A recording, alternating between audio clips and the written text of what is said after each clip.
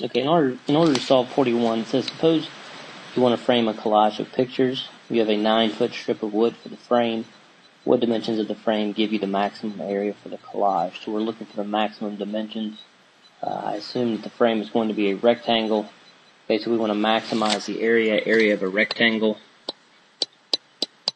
is length times width. So we want to find the dimensions. We want to find the length and the width. They're going to maximize the area. Now, because we have two unknowns here, we need another equation.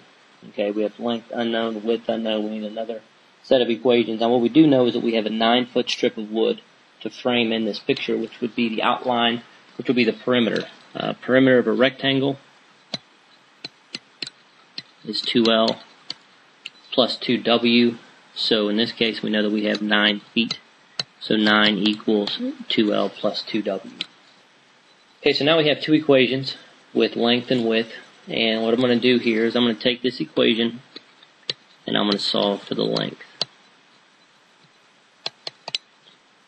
And when I do that, what I get is the length equals a negative W plus 9 halves or 4.5.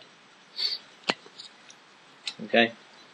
So now that I've solved for the length, I'm going to come back up here because I want to maximize the area. And I'm going to plug in the length into the area formula. So I have negative W plus 9 halves times W.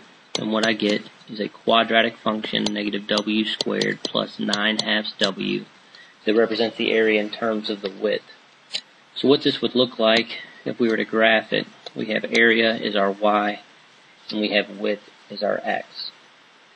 Okay, because width is the X, to find the vertex of this quadratic function, we are going to use X equals negative B over 2A. So X equals a negative 9 halves divided by negative 2. So X equals dividing by negative 2 is like multiplying by negative 1 half.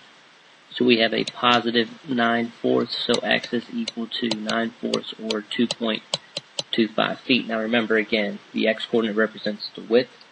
So if that is the width that would maximize our area, we have to find the length that would maximize the area. And if the width is 2.25, to find the length, we can just plug back into this equation right here. And what we get is 9 equals 2L plus 2 times 2.25. 9 equals 2 times the length plus 4.5. 4.5 equals 2 times the length. Divide both sides by 2, and the length is also 2.25. So this frame is actually a square, and the square is 2.25 feet long and 2.25 feet wide. Now we do need to find the maximum area given these dimensions. Because it's a square, we could come up here to this equation and replace width with length, but I'm just going to leave it as such. But I'm going to replace these W's with X's, and the A, again, we have as Y. Okay, I'm going to graph it, and then also we could just plug in this X coordinate of the vertex, but I'm going to graph it. So here we have Y equals negative X squared plus 9 halves X. And if we graph this, what we can see, if we zoom in, is that in fact the X coordinate of the vertex is approximately 2.25. Now the Y coordinate appears to be a little bit above 5. To find that exact value, what we're going to do is we're going to take the X coordinate of the vertex and we're going to plug it into the equation to find the Y coordinate of the vertex. Because remember, the Y coordinate of the vertex is going to be the max value here. So let's see. Area equals a negative 2.25 squared plus 9 halves times 2.25. Therefore, area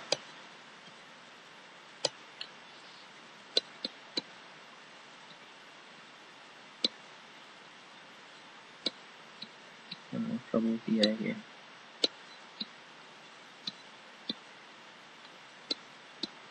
The maximum area is 81 over 16. 4 is a decimal. Approximately 5.06 feet. We want to take this out, see more of these decimals. We could do so. And hopefully we can.